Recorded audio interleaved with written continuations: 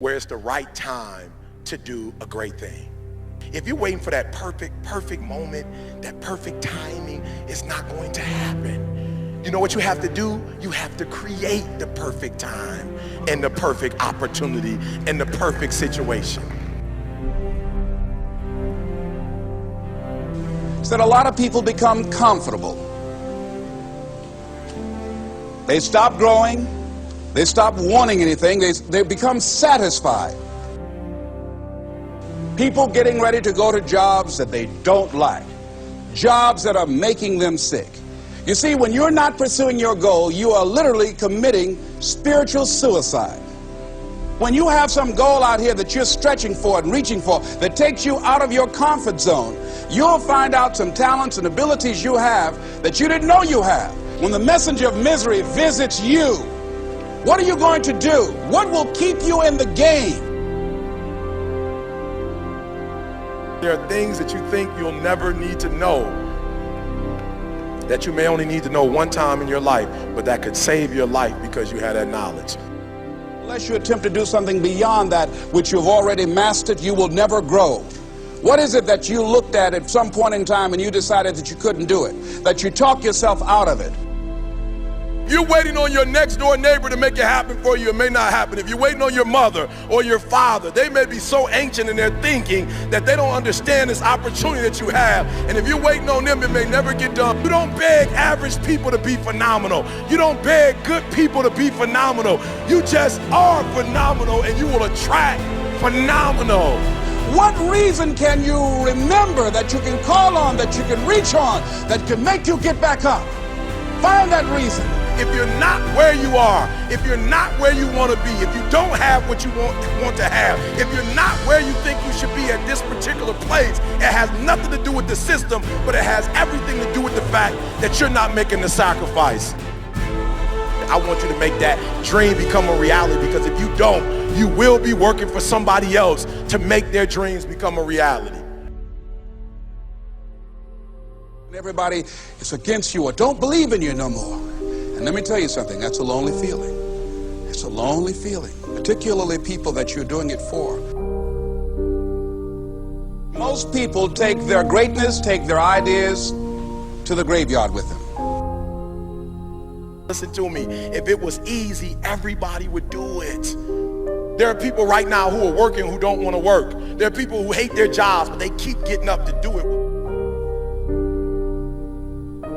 The wealthiest place on the planet is the graveyard.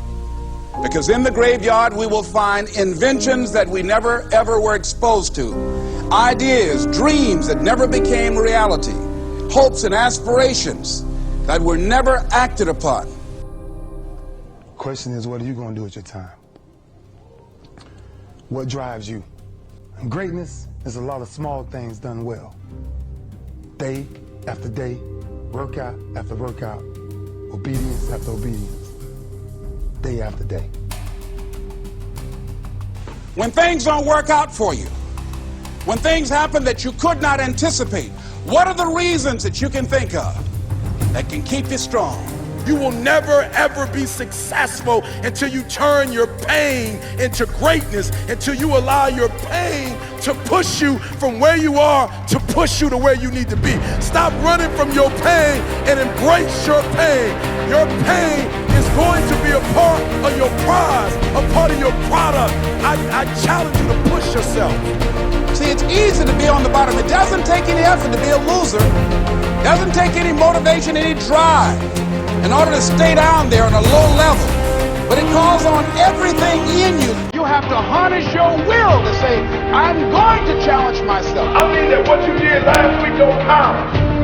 Today is the only important day. There are 86,400 seconds in a day, and how you use those are critical. You got 86,400 today, and what you do today is going to cement who you are. Nobody's going to talk about what you did last week. That the biggest enemy you have to deal with is yourself. There's an old African proverb that says, if there's no enemy within, the enemy outside can do us no harm. you have this opportunity of a lifetime. It means absolutely nothing if you don't take advantage of it in the lifetime of this opportunity. I got a saying that when life knocks you down, try and land on your back, because if you can look up, you can get up. If you want a thing bad enough, to go out and fight for it, to work day and night for it, to give up your time, your peace, and your sleep for it. If all that you dream and scheme is about it, and life seems useless and worthless without it. See, it's time now. If you want to make this your decade, you've got to start saying yes to your life. You've got to start saying yes to your dreams, yes to your unfolding future, yes to your potential, as opposed to saying no.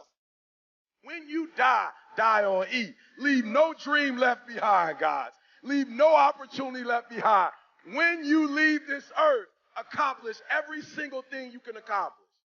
Listen to me. You're going to be here one day, but you'll never get here if you give up, if you give in, if you quit. And finally, guys, you got to want to succeed as bad as you want to breathe.